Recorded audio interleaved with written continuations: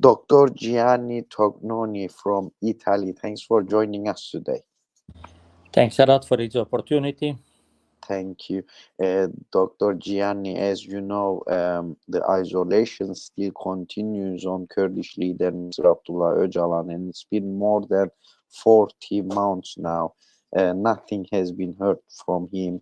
His lawyers and family is not able to see him. We're gonna talk about the isolation as well today on Mr. Abdullah Öcalan. But first of all, I would like to ask you, what do you think about Abdullah Öcalan's ideas for bringing peace to the Middle East? How important is his ideas, do you think?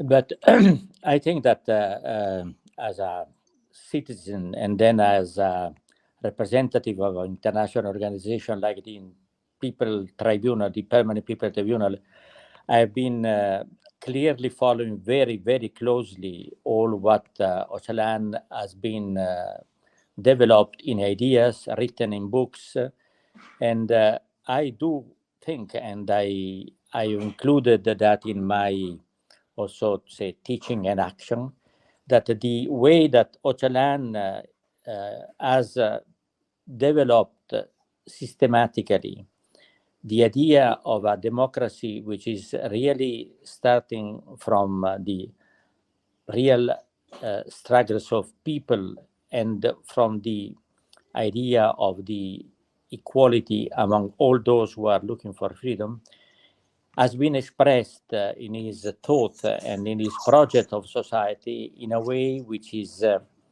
from my point of view, and I say that everywhere in my profession, should be considered a model of interpreting what is needed today in a time where the society of the states, as they have been conceived after the Second World War, must be changed because the world has become a different context of life, and the need for a protagonist role of people is absolutely important for obtaining something which could respect the capacity and the desire of autonomy of those who are in fact in a condition of dependence. Thank you, Dr. Gianni. Also, as you remember, there was a peace negotiations at the back of the time, 2013-15 in Turkey between Turkish government and Kurdish movement. So, during the peace negotiations, um, the Turkish state has broke the table, the peace negotiations table, these peace negotiations was held with Öcalan on İmralı Island. So, what was their significance? How important was that peace negotiations? And then, why do you think Turkey stopped these? Do you think Turkey is not on the peace side and is the only Kurds who is looking for the peace? How do you evaluate this?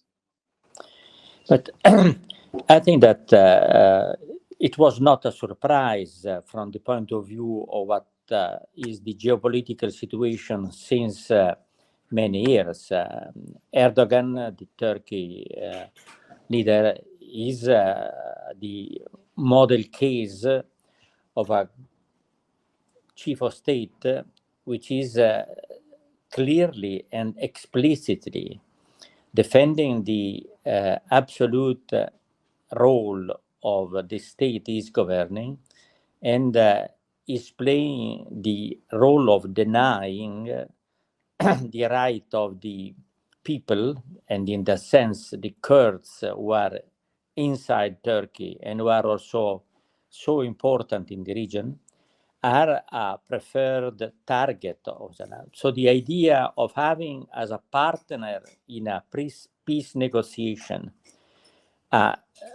say, leader which is not simply an ideological leader, no, a creator of the culture or a new culture of Kurds like Ocalan, could be declared possibly at the beginning as a possibility, but then clearly denied. And in fact, the follow-up of this failure of the peace process has been the tragic documentation of how deep is the worry, preoccupation, and in fact the politics of Erdogan against Ocalan must disappear or must not be visible in a situation, or an international situation, because his thoughts and his plans must be forgotten in international situation.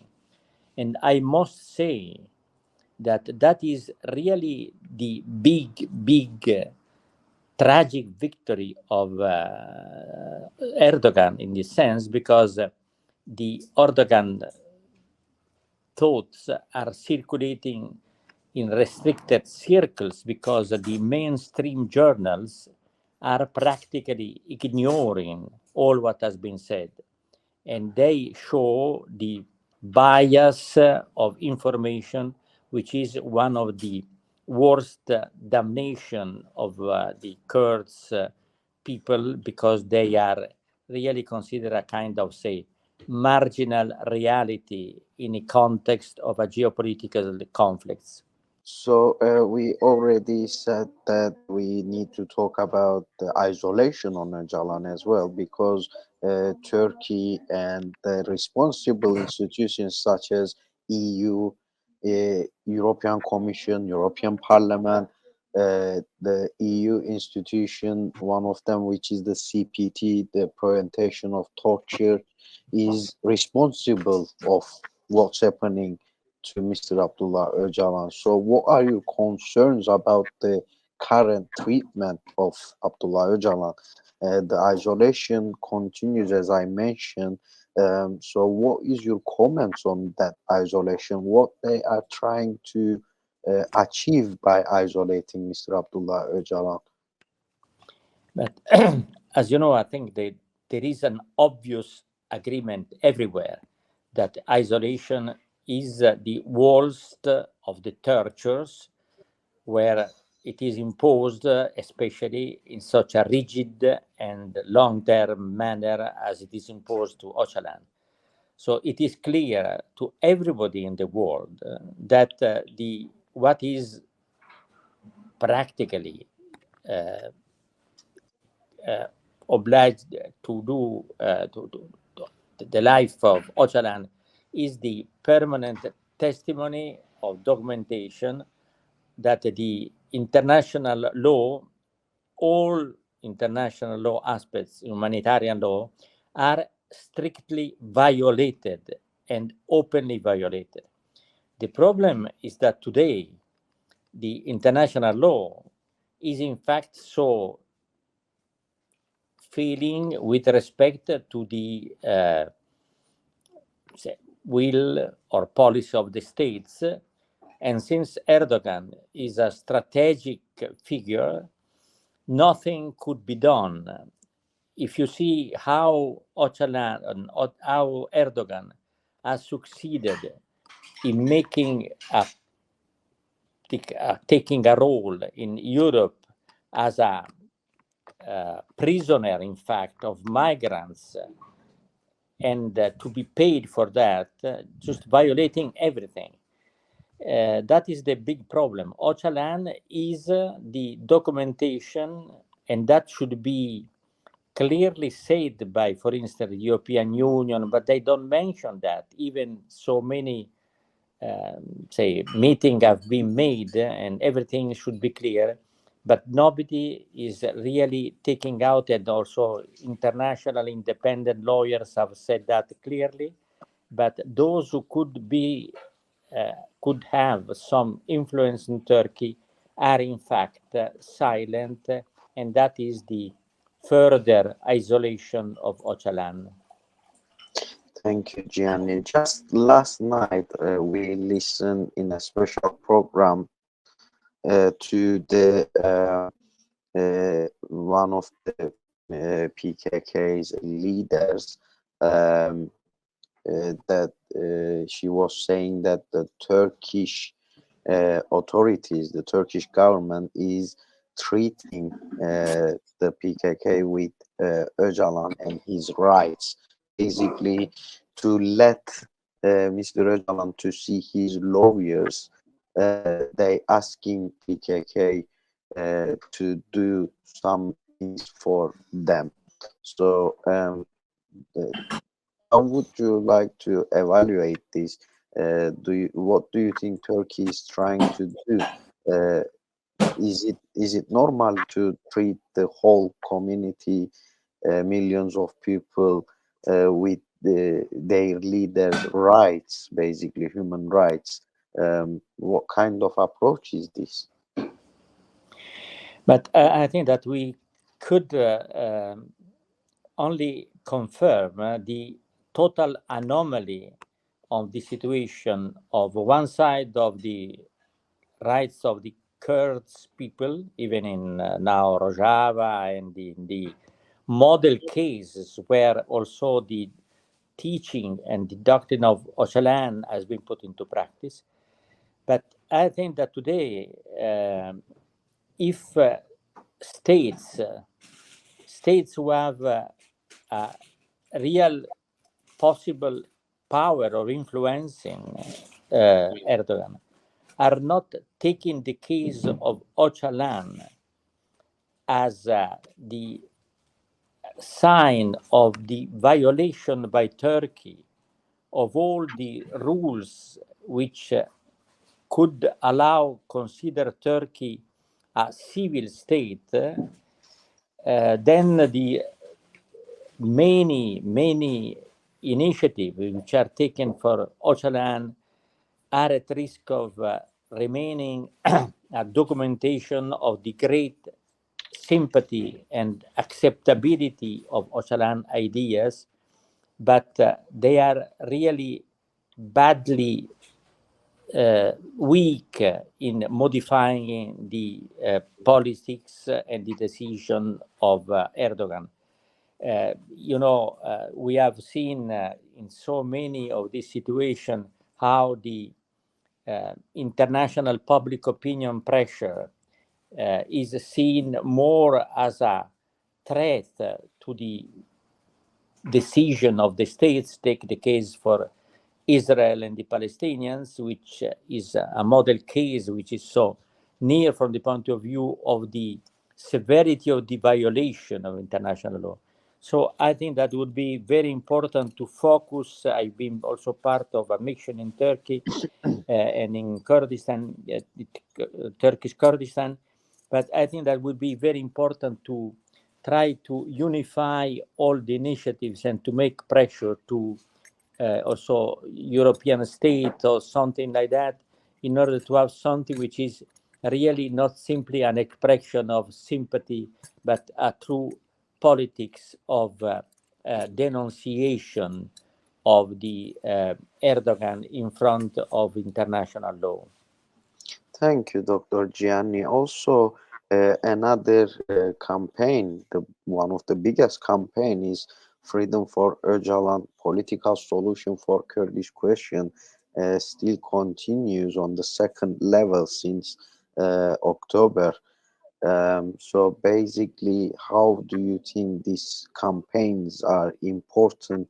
As you remember, there was a campaigns for Mandela as well. So how important is to grow the international solidarity? As you just mentioned, the pressure on Turkey needs to be grown. But what would you like to say to support that campaign? How important is this campaign, as Kurds are looking for freedom for Öcalan and political solution for Kurdish question? I think that it's very, very, very important. I am so personal also with the Permanent People Tribunal, very much involved in that. We have made also this declaration with the session on Turkey crimes against humanity and potential genocidal process against the Kurdish population. So we could support, and we are trying to support in any way. The problem, but when you consider what was happening with Mandela, that was really another world. And in that sense, the international community was very instrumental in order to give Mandela the right of freedom at the end and the end of apartheid. But that was really a product of a combination of international campaign and of states' activity in the boycott, in the declaration of illegality of apartheid, in modifying the economic reason. Today, the big tragedy for the Kurds population and Ocalan freedom is the fact that Erdogan is respected, even if everybody knows perfectly all the violation is committing. Even Prime Minister of Italy some time ago, possibly by he said, yes, but what could you say to Erdogan? He is a dictator. So the reality is that now the campaign should be really a campaign to put the focus also on the responsibility of the states which deny their own duties of respecting democracy. Otherwise, and that is really critically important for the new European Union, just to show that the Ocalan is not simply a problem for Kurds and for Turkey, is an indicator of the capacity of Europe of being representative of the rights of those who are in fact something to say for the future. Thank you, Dr. Gianni. Lastly, anything I didn't ask, anything you would like to say about Mr. Öcalan's and the isolation on him? What is your call to EU to stop this violation of human rights on Mr. Abdullah Öcalan? As well as if you want to give a freedom for Öcalan message, please have your last words. I think that it's difficult to add something new to what has been said in favor of Ocalan. As a medical doctor, because I am by profession a medical doctor also, I think that the life of Ocalan is such a risk that is clearly an indication of a planned destruction of assassination. I can't imagine how Ocalan can resist. Many times has been said that possibly the silence on Ocalan is the documentation that he already died. I do hope he's still alive and very, very active in his mind.